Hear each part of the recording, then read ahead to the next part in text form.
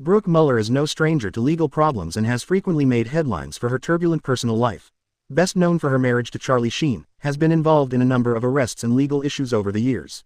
Her name has recently surfaced in connection with the criminal investigation into the death of actor Matthew Perry, as per In Touch Weekly.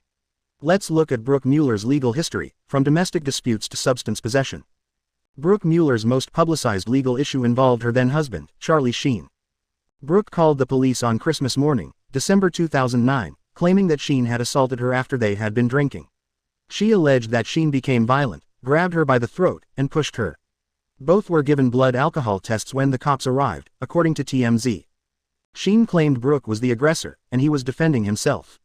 Despite his claims, Sheen was taken to Pitkin County Jail, where he spent 8 hours before being released on a $8,500 bond.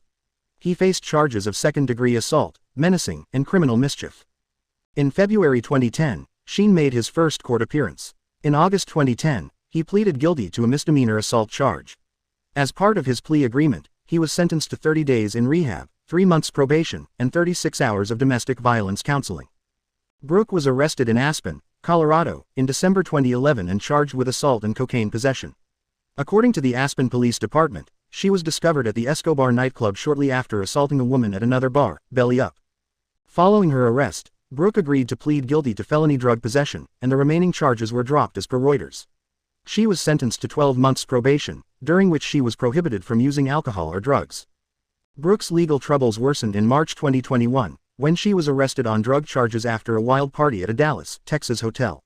Officers discovered her in possession of meth and a small amount of amphetamine according to Radar Online. Brooke was charged with 2 counts of possessing 1 gram or more but less than 4 grams of meth and amphetamine. 2 days later, she was released from jail after posting $1,000 bail. Brooke pled guilty to 1 felony count of amphetamine possession in December 2021 and was sentenced to 160 hours of community service, random drug screenings, and the avoidance of negative influences. Brooke Mueller's connection to Matthew Perry's death investigation.